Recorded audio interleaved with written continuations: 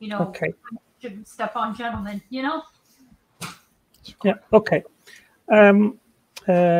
Good evening, everyone. I am here with Joel. We will make a review of the review yesterday night at Speed's channel about my debate with David Neff. And we have some things that we want to go over about this. And then I think that the comments which I've seen, they are very unqualified. They have not, those that have commented, they have actually not a deeper understanding of the subjects that I brought up. And consequently, the critique is also very superficial. And I think we will demonstrate that in our reply now. Okay. So, Joel, we were talking right now before that I went live about the subject that I want to bring up again live now, which is about the fact that people, they read science papers, but I see so many times that people think that whatever they read on a science paper, which is peer-reviewed, it must be the truth. And that's simply not the fact. That's not true. I mean, the scientists which write these science papers, they also carry bias and the worldview, and many times I think that their inference is simply not correct, and it is not rational what they infer based on the data and on the evidence demonstrated and shown. Would you agree with that? Absolutely. Yeah. In fact, I would parallel I'm not sure exactly the right word, but the servitude that a lot of people will put onto these quote unquote science papers is literally their scripture. It's an inerrant word of their scientists, what I call their atheist clergy. And if Galileo taught us anything, was that peer review is a mistake. Well, I don't know if peer review is necessarily a mistake. I mean, if you have a data and then you have, rather than just one person, a group of people analyzing the data and giving their opinion, and then come to a conclusion which is probably more correct based on more people giving their consideration and thought in regards of the evidence, I would not necessarily say that is incorrect or false, but the problem is which is basically on the bottom of all modern science since the 19th century, when the X Club and the Royal Society started to push materialism with Thomas Huxley and these people, and they have been very successful to do so, and that permeates until to science today, where any other explanation than natural ones, which includes evolution, abiogenesis, is rejected and not permitted a priori. Well, to try to further explain, the reason why opinion is essentially useless and irrelevant is because science, particularly the Christian scientific method that Bacon started, is rooted exclusively on the idea that any piece of information, any hypothesis, can only be considered quote-unquote scientific if it's repeatedly observable in real time. So it doesn't matter what someone's opinion is of anything. All that matters is that anybody and everybody can repeat that experiment with their own observation. So we don't need I agree. I agree on the scientific method in regards of operational science, where the question is, when you see an artifact, a biological system or protein or whatever, when you ask what is the function of that thing, and then you make your investigation, and then you make empirical tests, and you come to the conclusion by what the evidence demonstrates by these empirical tests, what this kind of biological system or protein does. So this is the question of how things operate. And in that regard, I think it is not justified and irrelevant to attempt to snake in supernatural causes, because the natural world operates and works normally on its own. So I think that's correct. But in regards of origins, which tries to explain how things came to be, we do not have only natural mechanisms as a possible explanation. I think that intelligent design is a possible explanation. That doesn't mean that it must be necessarily a better explanation. That is what the scientific inquiry and investigation at the end of that procedure should demonstrate. But the fact that intelligent design in historical sciences is excluded a priori, this is, in my understanding, a big problem and arbitrary, and that should be changed in the scientific endeavor, where all possible explanations should be permitted to be put on the table and to be discussed. I've many times seen that atheists say, oh, then we can include fairies and pixies and Santa Claus and whatever. And I say, yes, that's theoretically a possibility. Of course, it's not compelling and not plausible, but just because it isn't plausible, that doesn't mean that it should not be included into the toolkit of possible explanations. Agreed. And again, I can further testify that those that are in the actual applied sciences, the actual professional science fields, that mentality that you just described, that does exist. The idea that the intelligence is apparent in all things, in all science fields. In fact, all fields of science have, as a matter of fact, started and originated themselves through scientific evidence that the scientist that was responsible for that field presented for the existence of God or for intelligent design. So that is the norm. That is the obvious characteristic of all things that we observe in science.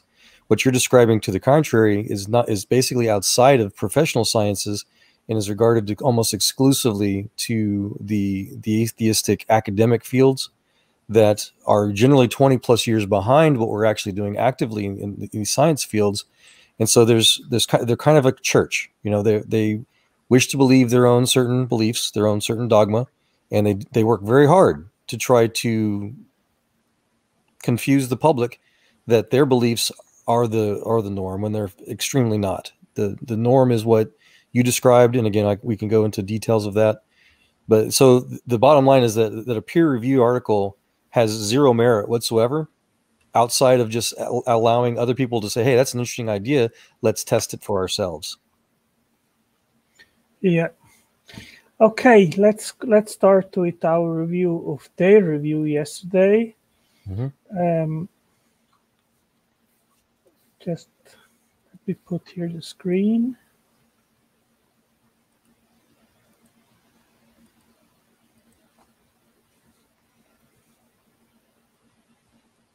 That, you know, we have an explanation for this, you don't, so you don't have anything to present. I cannot remember when it was. Was that at the end? Yeah, that was at the end where I laid out the case against intelligent design. Look, we can't even intelligent design can't even tell us who or what this designer is. They have no mechanism. They have no objective way of even verifying which god it is. Yeah. So just from those facts alone, intelligent design cannot be science unless they have a way of doing that. Exactly. Okay, so they made already here a bunch of assertions, and I have addressed this, and I will put it here on the screen.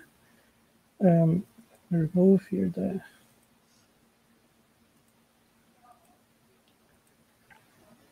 Okay, first of all, in regards of the claim that intelligent design cannot tell us what this designer is. The only characterization that the proposition of intelligent design uses is that the designer is a conscious, intelligent, powerful personal agency.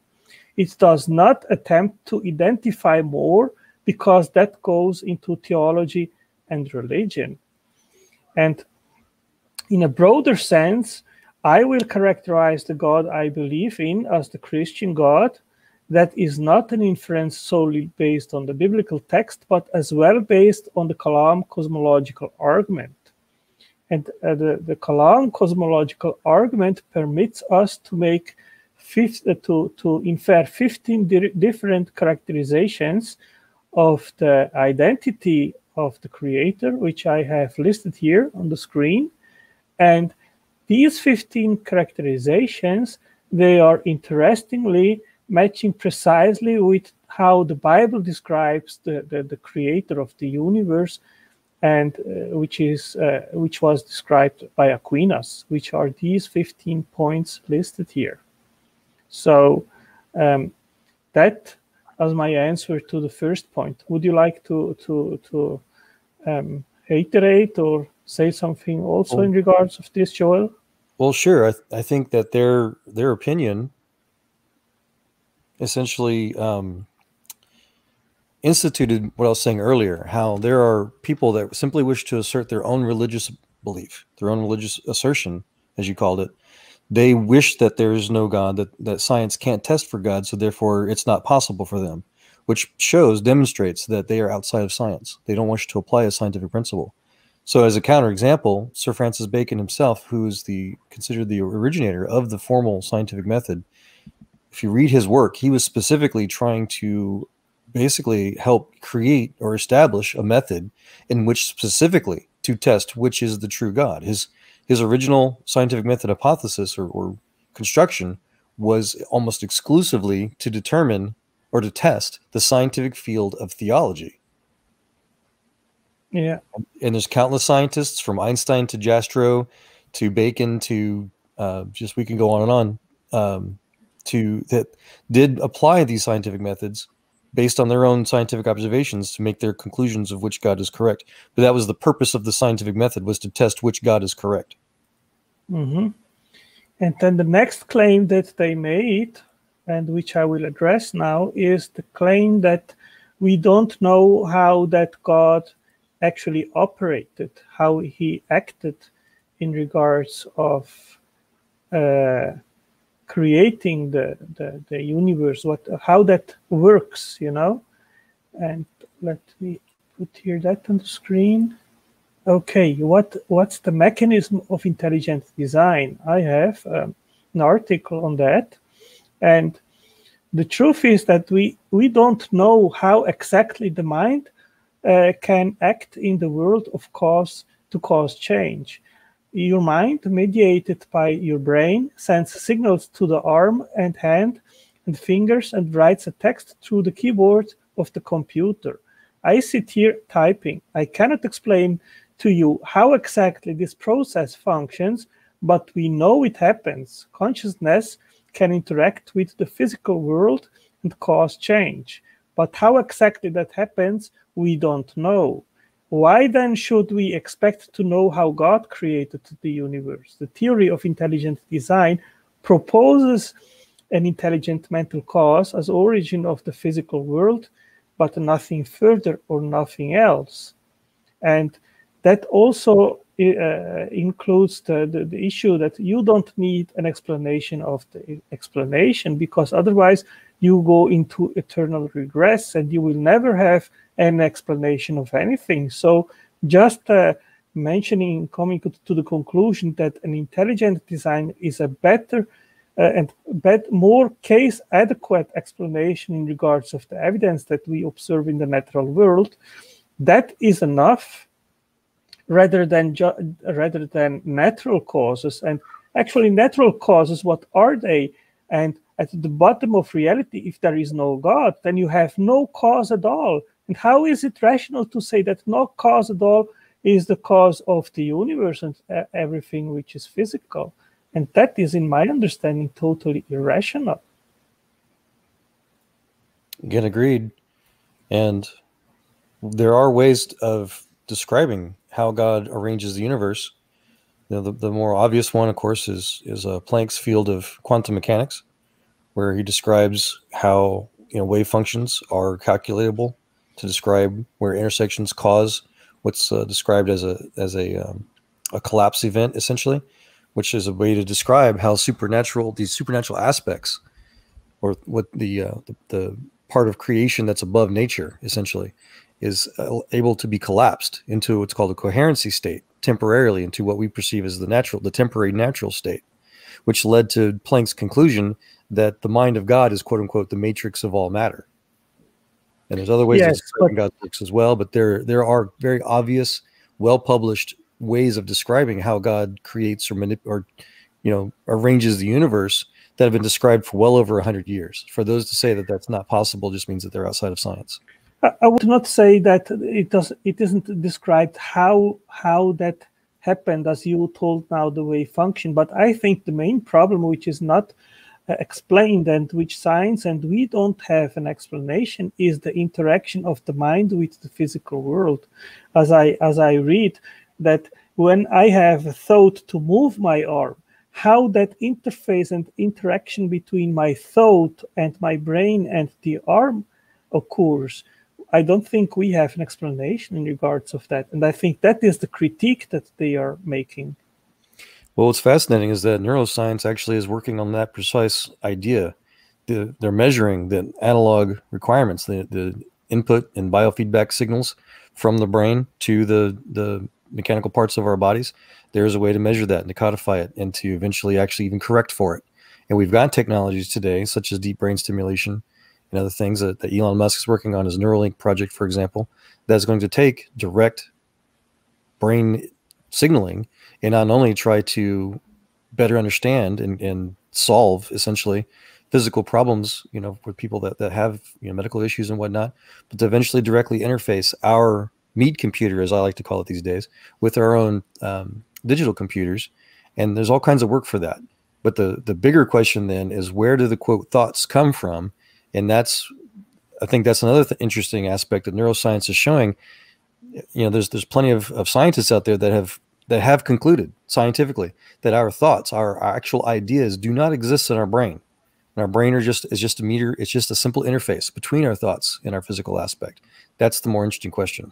Yes, that's precisely the problem. I mean, we can measure the spike of action potential in a neuron, but that doesn't explain exactly what you mentioned now, the interface between our thoughts, which directs the neuron to have a certain behavior, which then directs the moving of an arm, for example. Correct. Right. And we can measure and we can codify and do interesting things with the physical aspect, but we can't yet. We have quantum physics that explains how the Lord will create what they call or describe as local consciousnesses that can observe God's reality in the Lord's global conscious, as Planck or Schrodinger would describe it. But the actual there's no physical aspect. There is an abstract. There is an immaterial aspect to the entire thinking process to want to move your finger. Yeah, and I mean, another question pertinent to this is, where are our thoughts stored? I mean, every day we collect a huge amount of information through our senses, and where is this information stored? I mean, I can remember things that happened in my life when I was even 2 or 3 years old, when I was a baby. I remember these things, and I mean, they are not stored in the brain. As a matter of fact, I just recently, just 2 days ago or so, found an article of a beautiful young lady. She's a toddler right now that somehow was born physically without a brain. She has a brain stem and she has the basic motor functions. So in theory, she should be a complete invalid. And although she's severely impaired, she does recognize things. She has, what do you call it? A recognized motor function ability. She can see things with her eyes, despite the fact that she's missing that key component that if anybody wants to believe that all of our thoughts are exclusively a byproduct of the physical brain organ, that has been proven false. Yeah, and also I've heard of people which lost basically all their brain mass, and nonetheless they can almost 100% continue to live, and they have very little difference in how to control the body. So and their consciousness has changed. So isn't that also evidence that consciousness isn't simply emerging from the brain? Yes. And we have other examples as well. I think it's been thoroughly refuted, the idea that we are our brains. We are not our brain. Yeah. Okay, let's move on. Let me check here. And science can and does examine those types of fields. We don't have to just assume anything. We don't have to stay ignorant, we can't understand how God gives us consciousness. Okay. At 12 minutes and 40, let me put that here. Science can and does explain what is the breath of God that gives life. Okay.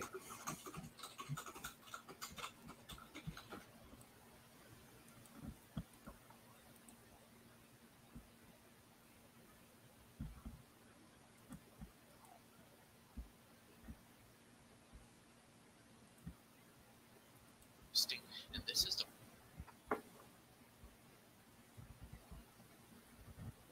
problem with a lot of creationists is it's not that the things we see are necessary for life, it's that life, at least as we know it, depends on the things that we see. So, like, kind of like a puddle analogy of sorts. Yes, the analogy I give is that fish were not designed to survive in the ocean. Or, right, okay. This is from pnas.org, the publications in the National Academy of Sciences. Quote, how did the first cells on Earth arise? In a minimal cell, a membrane separates proteins and RNA from the surrounding aqueous environment. Cell-like membranes spontaneously assemble from simple prebiotic surfactants called fatty acids. However, fatty acid membranes are unstable in solutions containing salts that were likely present in environments of the early Earth. We find that amino acids, the building blocks of proteins, bind to fatty acid membranes and stabilize them against salts. Moreover, enhanced stabilization persists after dilution, as would occur when a dehydrated pool refills with water, a likely setting for the emergence of cells. In addition to explaining how the first membranes were stabilized, our findings answer how key components of the first cells co-localized. If anybody wants that paper, just let me know and I'll put it in the side chat.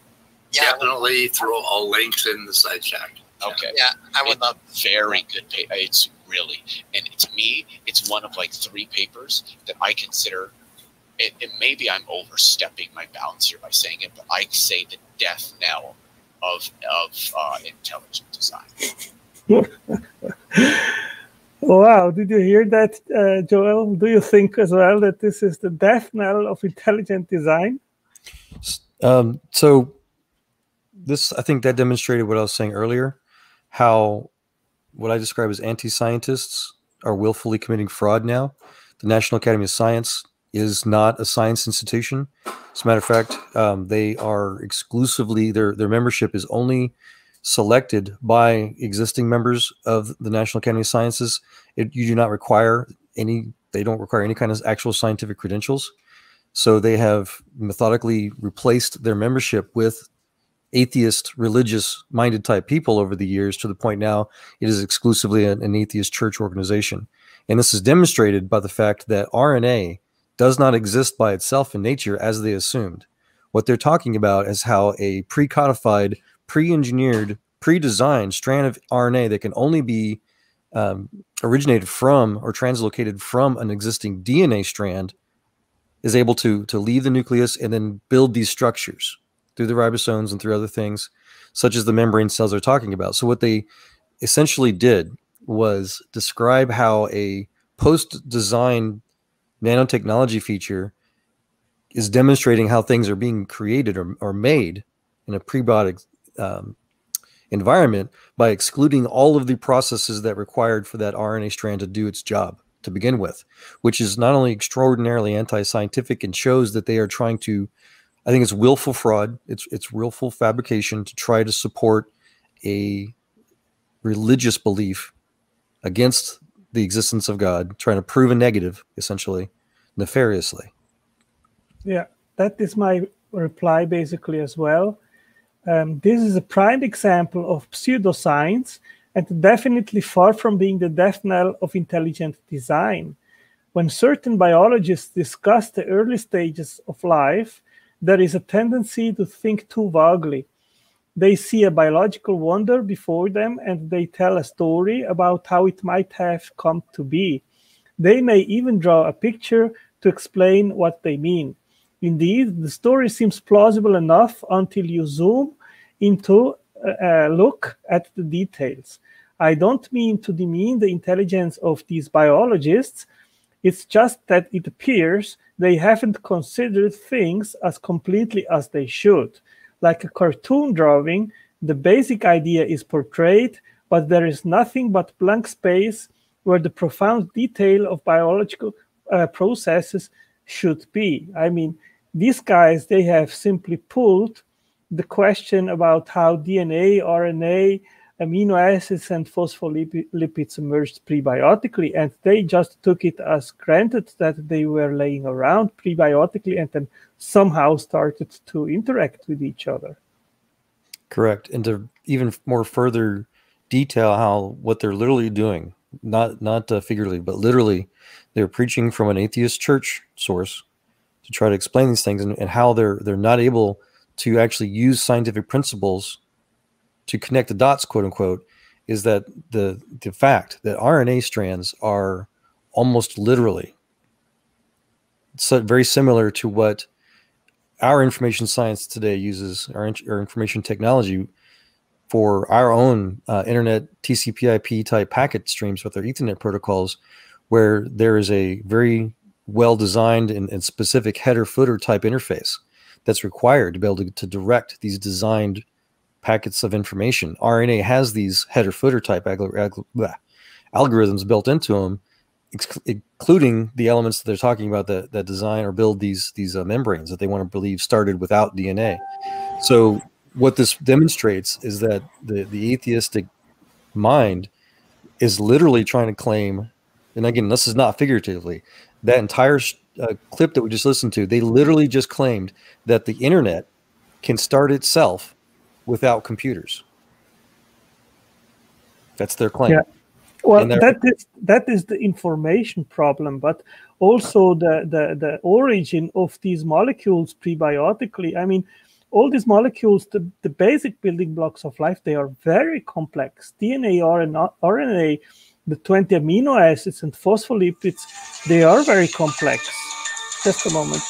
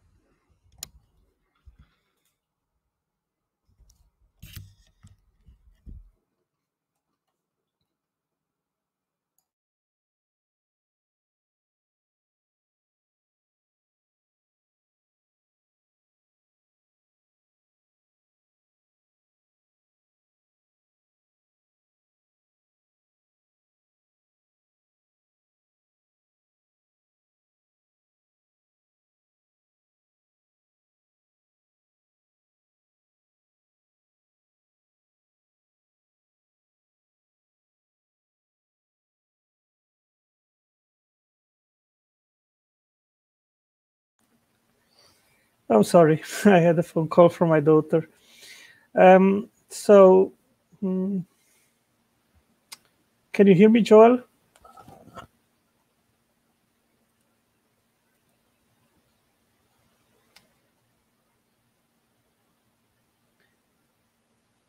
Hello?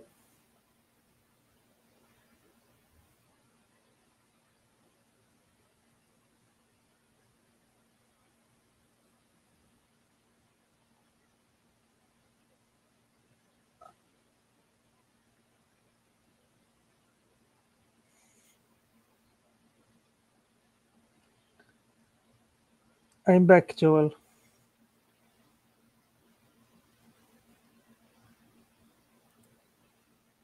All right. Okay. I wanted to stress it's not just the information aspect, as you were saying, it's also the mechanical and physical aspect as well. Yes, exactly. The origin of the molecules is a big abiogenesis problem, because first, they have no compelling explanation how these molecules could have emerged prebiotically. There was no selection process, for example, to select the 20 amino acids amongst the over 500 that were supposedly extant prebiotically, and then there is no known route to make RNA, and you need millions of RNA molecules, and then you need, of course, also the transition from a prebiotic generation to the cell, which has very complex You're a busy man. procedures. Just a moment. Sorry. Sure.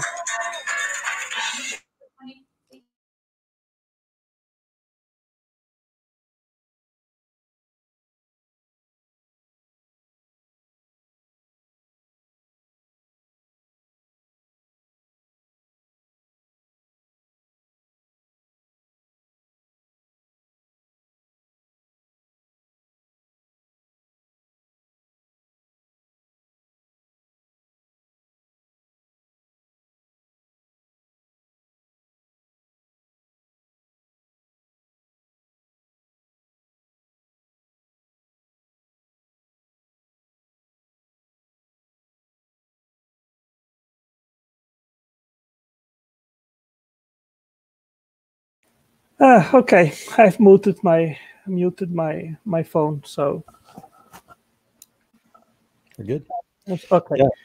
So there was no transition from a prebiotic generation of these molecules to the generation by cells, which require very complex metabolic processes and, of course, information to make all the enzymes which then produce the basic building blocks of life, which is a catch-22 problem. Well, and what I wanted to highlight was that not only is it just a strictly designed information science-based type issue, but the idea that these RNA strands can interact with other chemicals and molecules to create the membranes, as their claim is established. There is an entire mechanism that, again, like you're describing as well, that creates these RNA strands.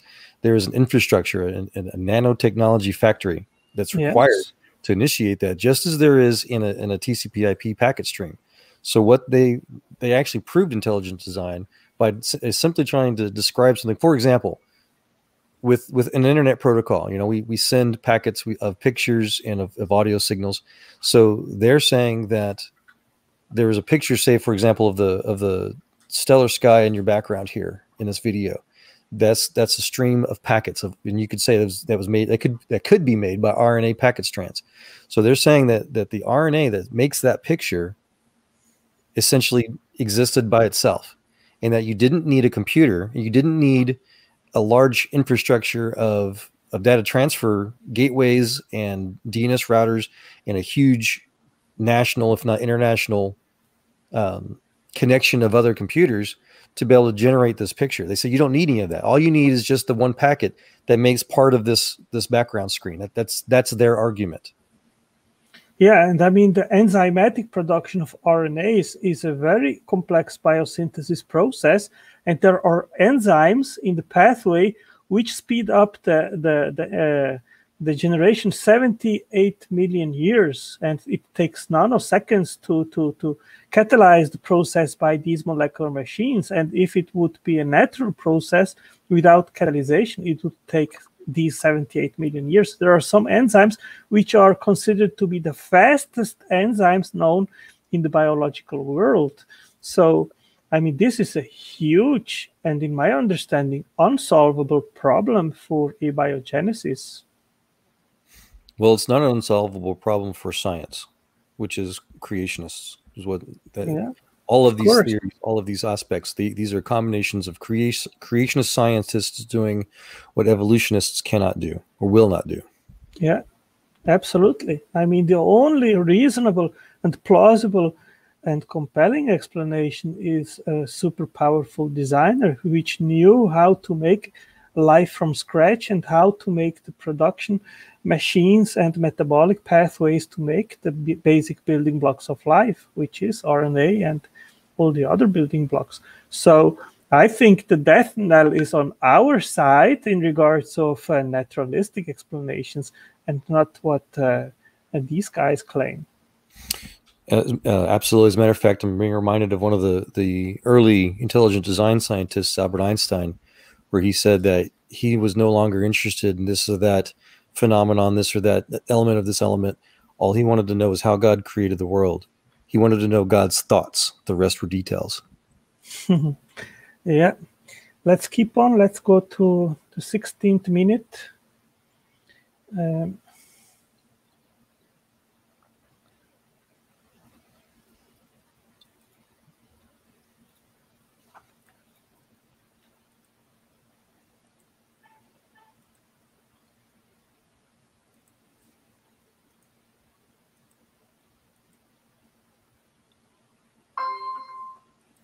Lack ability to swallow other cells. Eukaryotic cells can. All right, stop. Every eukaryote that we know has mitochondria. Whatever it is. All right. This is one of the things that kind of threw me off. Like, what the fuck is he even talking about? I know. Like, this seems to be one of those things that are not even wrong. Enveloping other cells is pretty much something prokaryotes definitely can't do. So this is funny, Joel, because Speed makes a claim here which he certainly has not studied. He doesn't know about this, and he makes an assertion simply based on his guesswork. But of course, before that I made the claim in my introduction, I studied the issue, and this is a scientific claim. It's not just something which I invented and presented it in my introduction, you know. Well, what is demonstrated is called making an argument from personal incredulity logical fallacy, where they say something that they can't understand or they're not clear enough how it works, but they assume it must be false. Yeah. And here in the slide, this is science papers, which says precisely what I said. Since prokaryotes are unable to perform phagocytosis, the means by which the endosymbiont entered its host is an enigma. And in the conclusions, they confirm, since prokaryotes are unable to perform phagocytosis, such models failed to suggest a reasonable mechanism by which the endosymbiont got access to its host. So here you have it. I mean, I've not just invented that claim. That is scientific, you know. So I think this has been refuted by demonstrating my source, and I am backing up what I'm claiming. Yeah, and I think it goes far beyond just that as well. I'm thinking autoimmune cells, the white blood tissue cells, they envelop other cells. I mean, there's just how does a single cell organism eat and survive? You know, there's all kinds of examples. Oh, I mean, they can try run behind the evidence, but it's simply not there. There is no evidence whatsoever how a prokaryotic cell could have evolved into eukaryotic cells by engulfing, by endosymbiosis, or whatever they want to propose. That is such a huge and gigantic step that there are even science papers which openly admit that it is not possible. And they say that prokaryotes, that's simply something separate from the tree of life. I would parallel that as a rocket scientist. I'd parallel that to an examples with such as like a Falcon 9 orbital class rocket delivery system to a Falcon Heavy or Starship interplanetary class rocket delivery system.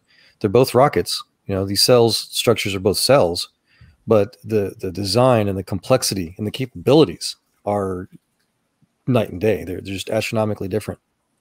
So we see that same exact type of design step upgrade, so to say, in life as we do in our own engineering.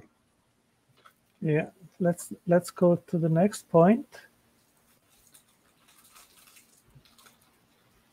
The carbon cycle and the nitrogen cycle. These three cycles, working in balance, are responsible for replenishing the ecosystem with the nutrients necessary to sustain life. Foreskin. If any of these three cycles... Okay, guys, I'm stepping away. My raccoons are attacking. I've got to feed them.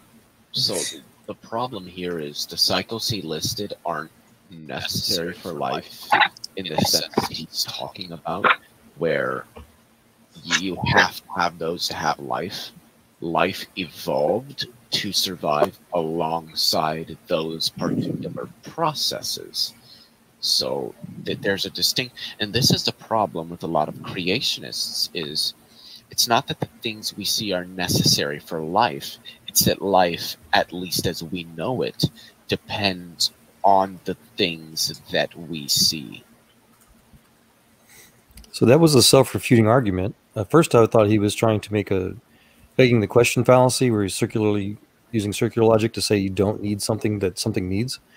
But then he just flat contradicted himself. He's talking about how there's these cycles that we observe, but they're just not needed. But they are needed, according to what he also said. Well, I will go deeper into that to demonstrate to them how wrong they are. And first of all, the origin of fixed nitrogen is a huge abiogenesis problem. There was no source there. And the nitrogen in the fixed form of ammonia is absolutely life essential, because all the building blocks, they use ammonia. DNA use it, amino acids have required them. And if you don't have a source, and also a prebiotic source, then you cannot have life. And of course, the question is, what was the prebiotic origin of ammonia? And science admits that this is a big problem. Of course, those that have no clue, they think they have already an answer, and they reject what I said. But that is demonstrating them that they simply make up they make assertions which they cannot back up, and they have no understanding of what they are saying. So, well, does he later in this rebuttal of theirs, does he explain how this particular process, this ammonia chemical revolution, as it's titled here, is not necessary? Does he back up his claim, or is he just making an assertion? No. He just makes assertions to back up his narrative, but he has no evidence to back up what he is saying. But I have evidence to back up what I am saying.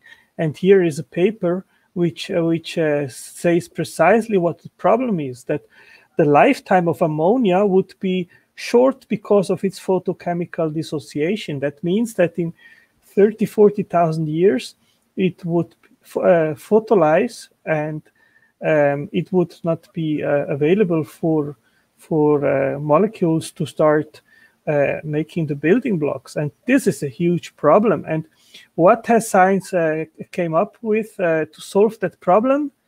They are saying here that is the physiology and habitat of the last universal common ancestor. And they insert in the proteome of the last universal of Luca nitrogenase. Do you know what nitrogenase does, Joel? I don't.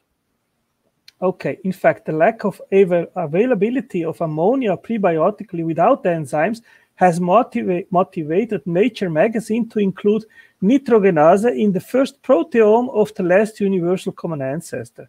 This seems to be a desperate move out of no reasonable and feasible alternative.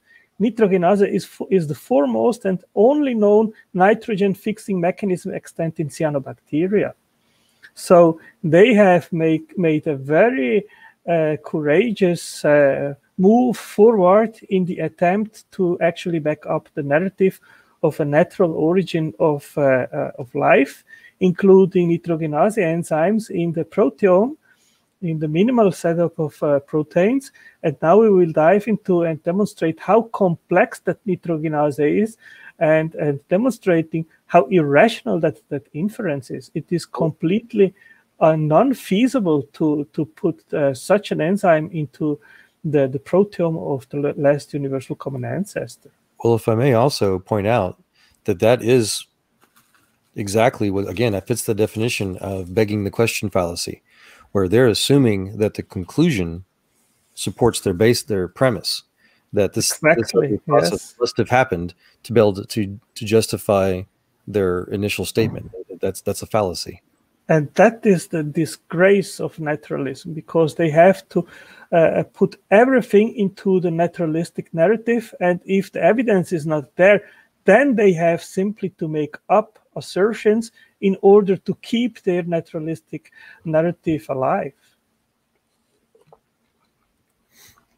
So this So is that, yeah. This is the nitrogen. How'd you pronounce it again? Process.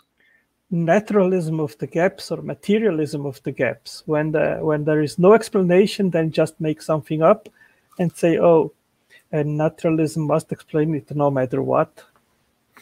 You're saying you're going to explain the nitrogenese process? Nitrogenese, yes. Nitrogen gas is a diatomic molecule, actually atom. Each molecule contains two nitrogen atoms, but each of its atoms is triple bonded to the other. This is one of the hardest chemical bonds of all to break. You see them here in the middle. These three bonds here, they have to be broken.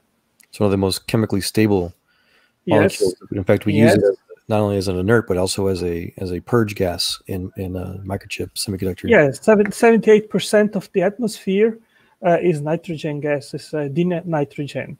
So how can nitrogen be brought out of its tremendous reserves in the atmosphere and into a state where it can be used by living things?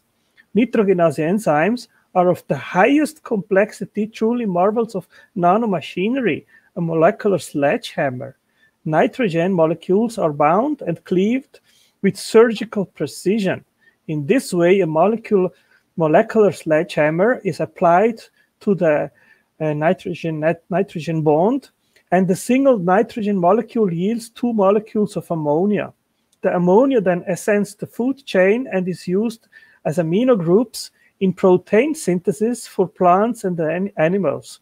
This is a very tiny mechanism, but multiplied on a large scale, it is of critical importance in allowing plant growth and food production on our planet to continue. So this is a very, very fundamental process which lies on the bottom of all the living.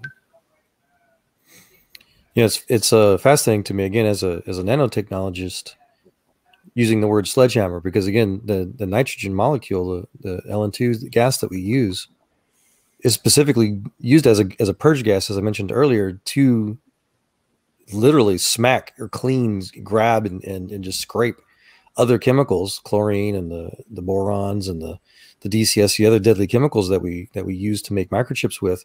We purge it with nitrogen to help literally scrub out of the pipes and the equipment and the regulators and whatnot for our processes.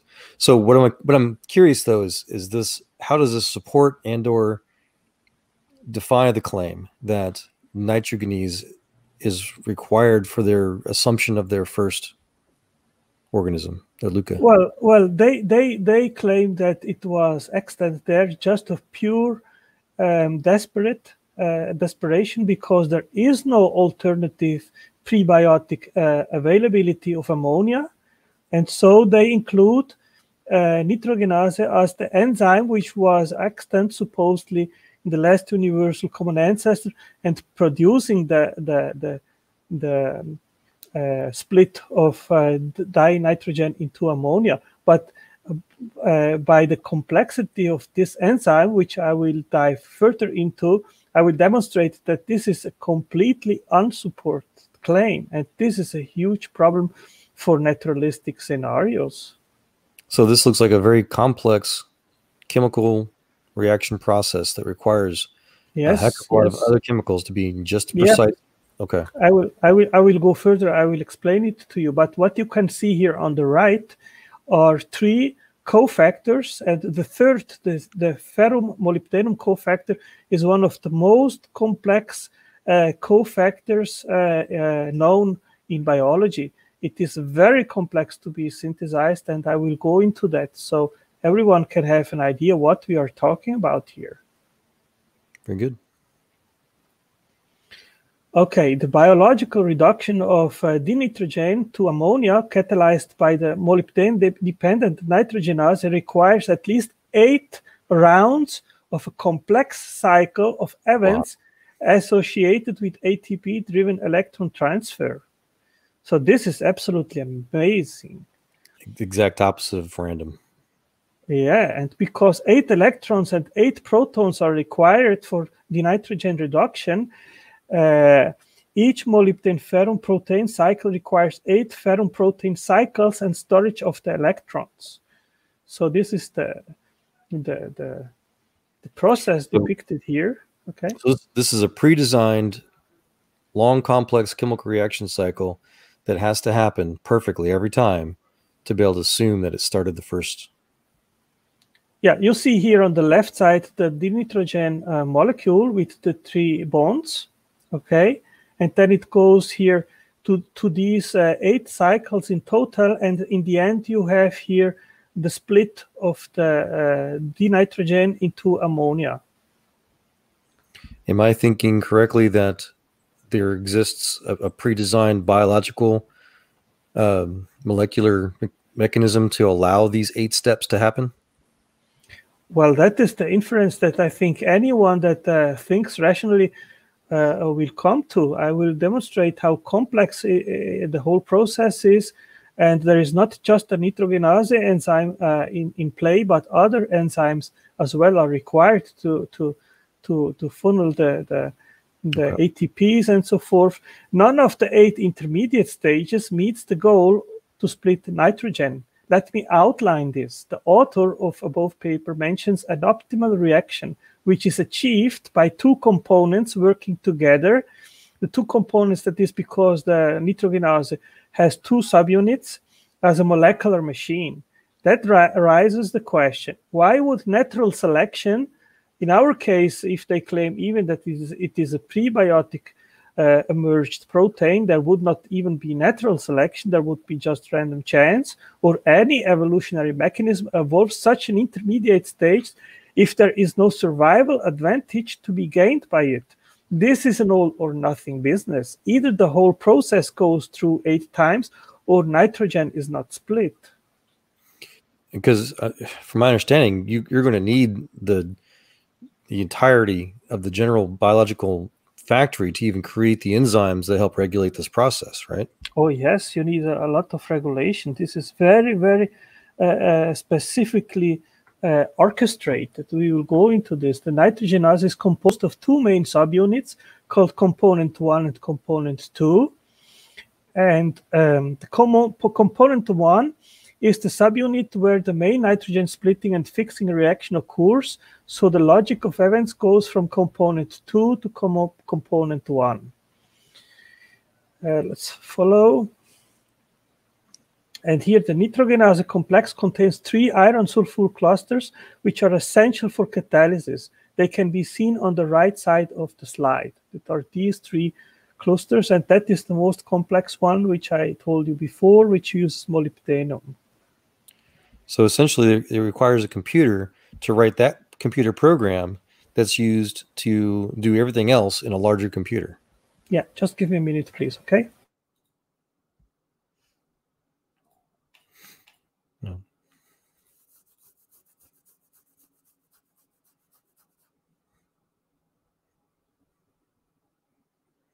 See, these are the things I'd like to try to make a real-time live computer simulation with.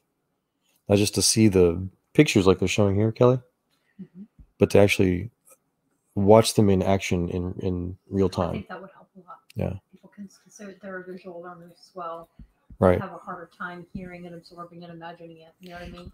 Right. But also to not just kind of see the complexity, you know, in a 2-dimensional kind of compressed format, but to actually watch the balances of the multiple complex stages, whatever you call it, events, the extraordinarily highly active choreographed events that have to happen precisely and exactly every time for any of this to work. Right. It does not happen ad hoc. Is the assumption of the evolutionist religion. Wow, that's foolish to believe that it's ad hoc. I mean, or else we would be here. Nothing would be here. It seems like the equivalent of rolling a billion 20-sided dice that always have to roll 20 every time, which even that doesn't even seem adequate. It's beyond impossible. It's a miracle. That's the only scientific way to describe it. It is a miracle, as Jastrel talked about, that supernatural forces are now a scientific fact. Right. This is part of it. Welcome back. Yeah, okay. So here, this is the molybdenum cofactor, and that is located in the active site of dinitrogenase, is one of the most complex metalloclusters known in biology. And substantial energy input is needed to overcome this large activation energy and break the triple nitrogen-nitrogen triple bond. And here, this is a system of 3 enzymes which are in play to provide the energy. Mm-hmm. Here you can see, in order to guarantee the energy supply, 3 protein complexes work in a joint venture. Electrons are transferred from pyruvate to dinitrogenase enzymes via ferredoxin proteins that are this one here, and the dinitrogenase reductase proteins, that is this one here. What happens? In each cycle, it is reduced, the protein is reduced. That means that it is charged with energy, and then it will drive the cycle of energy supply of the nitrogenase enzyme. When the ATP energy is consumed, then it goes up here, it is oxidized, and then ferredoxin comes and supplies another ATP energy molecule, and that is reduced again. That means it is charged like a battery, and then it drives the second cycle. And it makes this 8 times until at the end the triple bond of the dinitrogenase is broken. If you understand these things well enough, as it sounds like you do, Otangelo, I would love to work together to create this in a real-time simulation environment where we actually see those charges build up, as you just described. Mm-hmm. Yeah, we would have to have a very detailed study of the 3D configuration of these enzymes. I don't know if science is up there already to have this, but we can figure that out. But what you see here, this is an interdependent energy supply system where you need everything in place in order to have the supply, to have these 8 cycles, which then in the end provide the separation of the dinitrogen to have 2 molecules of ammonia. So tell me, how could such a complex system emerge either prebiotically without evolution, but even if it would be after life started through evolution? How could that be? I mean, that the dinitrogenase reductase has a specific function which it only exercises in the joint venture with the nitrogenase enzyme, and the ferredoxin also the supply. That's the same. So you have a well-orchestrated system here with specific purposes. What you've described there, Otangelo, is literally what's called a capacitor, where it's a designed electronic component it's designed to store energy and collect energy until it reaches a certain threshold and then releases it. But in this case, it's doing chemicals. It's doing these atomic structures. Yeah, it is supplying energy to have that cycle of 8 electrons, which are then employed like a sledgehammer to literally break at a specific place in the reaction the nitrogenase, the dinitrogen to have 2 ammonia molecules. That's fantastic. It's absolutely fascinating. This is a highly intelligent designed electronic circuit. Yeah. Now let's move on. So this is the enzyme here. Okay. The next question is, how is the nitrogenase enzyme assembled? And that's fantastic. Let's see that. Okay. This here are the parts required only for the biosynthesis of the biggest of the 3 cofactors. As can be seen in this list, at least 20 different players are involved in the synthesis just of the molybdenum cofactors, which are essential for the reaction to be able to take place. Basically, the entire cell is required to make these.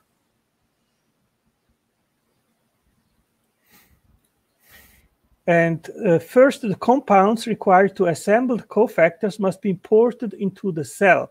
This is done by ABC transporters. For example, this is the transporter of the molybdenum atoms, okay? And you see here that is the binding protein, that part here. What happens? They have a special a sequence of amino acids which must be just right in order to recognize molybdenum. And if this sequence is not correct and not there, then the cell cannot recognize molybdenum in the environment, cannot import it, and life would not be possible.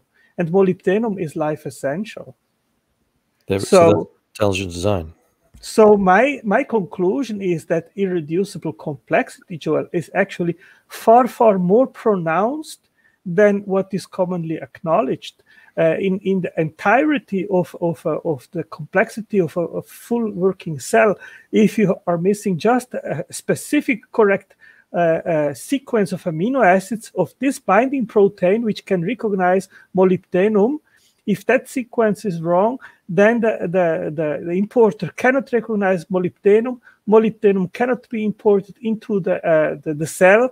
The cofactor cannot be synthesized, and you have no life, because there are many other different proteins which also require molybdenum, and that goes along with other rare earth minerals as well. Like there are many different ones, and it's all the same. They all require specific import membrane proteins which can recognize these rare earth metals, and in special iron. Iron is absolutely life essential. So to summarize that, if these molecules were not specifically intelligently designed, pre-built with these binding proteins and all the other mechanisms to recognize these proteins, it would not work. There would be no life, exactly. This is evidence of intelligent design, regardless if it's... Absolutely. I mean, the evidence, Joel, for intelligent design is so overwhelming. And when I see these guys laugh at what we are proposing, then I simply think, well, how stupid must someone be just to not to recognize what we are talking about? Yeah, I wouldn't call them necessarily stupid. People, are generally the same intelligence. What they're relying on is what I refer to as religious fanaticism. They need God to not exist, so therefore they will ignore and deny and have a cognitive dissonance towards anything to the contrary. Well, the Bible calls that foolish. The fool says in his heart there is no God, period. Right. And again, I summarize it again as anti-scientists. They do not want to look at the science. So they'll laugh, like you say, and mock. They mock at us, but without reason. And I mean, hey. Okay, here the assembly of nitrogenase cofactor is this considerable chemical feat because of its complexity and intricacy. There is also a large ensemble of participating gene products. So it starts here with iron and sulfur that has also to be imported in the same way as I explained to you before by import proteins on the membrane of cells. Mm-hmm. And it starts here, and then there are also scaffold proteins involved in that entire process here. So you have proteins which are exclusively employed in assembling these cofactors. So you have machines making machines and parts of machines. I would call those control bits. Yeah. We do something similar for a 3D program, for example. And then the next step, then the cofactor has to be precisely inserted into the apoprotein. It will apoprotein because it's not fully assembled. It's just a part of the protein. I will not go deeper into explaining this process, but the picture above gives an idea of the complexity of the process, because the molybdenum cofactor has to be inserted very specifically into a tunnel of the protein, and it must be inserted at the right place. And I mean, where does the information come from to make all this in a precise manner in order to have a working molecular machine? Yeah, I like to demonstrate this in a precise environment. Yeah. Now the question arises, how feasible is it to conclude that the nitrogenase enzymes emerged on early Earth prebiotically without evolution, but even if they had to emerge after life started to be incorporated in cyanobacteria, which are the ones which use these enzymes, how feasible is it to believe that evolution would be capable of that feat? Consider that this is an irreducible complex system where all players have to be in place all at once in order for the reaction to be able to occur. I think it is not justified to accuse intelligent design theorists of incredulity. It is justified to be skeptic that such kind of complexity could emerge by unguided random events. Well, again, because incredulity requires assuming that your conclusion supports your premise. This is evidence. This is the opposite of credulity. This is showing why we this is actually giving the evidence for the premise. Not that there's a conclusion that this shows intelligent design. We're looking at the intelligent design mechanisms, the actual evidence of intelligent design to explain the hypothesis of intelligent design. You have here the entire gene sequence which is required for the biosynthesis of the cofactors and the entire nitrogenase enzyme. And imagine this is that's huge amount of information. And as I said previously, if you don't have all the information, the entire nitrogenase enzyme without the cofactors has no use, and vice versa. Right.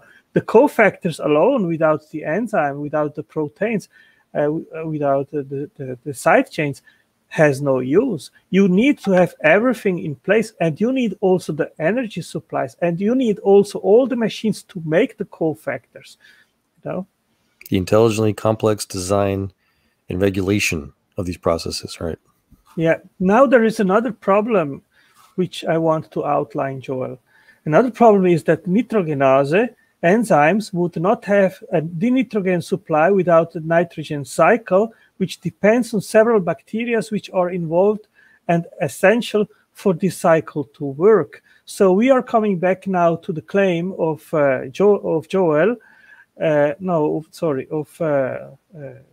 Leophilius, that first there was the energy cycle and then life adapted to it. Of course, this is a nonsensical claim because the nitrogen cycle depends on bacteria. It depends on life existing in order to work. And if you have the nitrogenase enzyme, but you do not have the nitrogen, which depends on recycling, then you do not have the nitrogen supply in order for nitrogenase to work. You need the entire cycle in place in order for that cycle to work. And that means that all the microorganisms and bacteria also have to be in place. You have an interdependent system there, which cannot be reduced into a part of the players in place. All the players have to be already fully working in a joint venture in order to have that cycle. That's why the claim of Leo is foolish. Well, and this explains how farmers, growers, can artificially understand and take these designs, these intelligent designs, and so we hear how they'll take, or they'll use nitrogen-enriched soil, for example. They'll artificially create this cycle here that's designed already in nature. So so we can reverse engineer these intelligent designs. Here, the table just mentions a few of the bacteria required in the cycle, but there are many more. Of course, these microorganisms were not extant on the early Earth. Again, this is an all or nothing business. Either everything is there right from the beginning or nothing works. Life depends on these cycles, but these cycles can only exist without life. That is, these more microorganisms involved in play. That means these microorganisms, they had to be there in order for the cycle to work. And if they are not there, if nitrogenase was not there, then all other players in the cycle would have no business, because then you interrupt the cycle. The designed cycle. Yeah, that's my conclusion. And in my understanding, Joel, this is a very, very, very strong argument for a young Earth, where you need the atmosphere and these energy cycles all in place all at once, because they are interdependent. If they are not all fully balanced and working together in a joint venture, then you go out of the balance, and then you cannot have life. Correct, because if I recall correctly from my atheist church upbringing in the public school systems, they assume that plants evolved before animal life, I believe, which I guess wouldn't be able to happen if there's not some sort of nutrient enriching environment outside of plants. Yeah, yeah.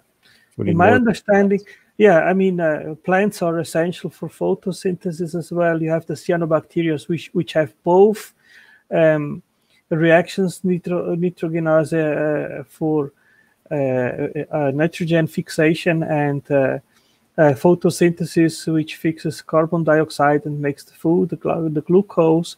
These are reactions which would never work together unless they are designed, because oxygen kills nitrogenase and so forth. And I have presented this. They have not gone into the further part of my introduction and presentation at my debate with David.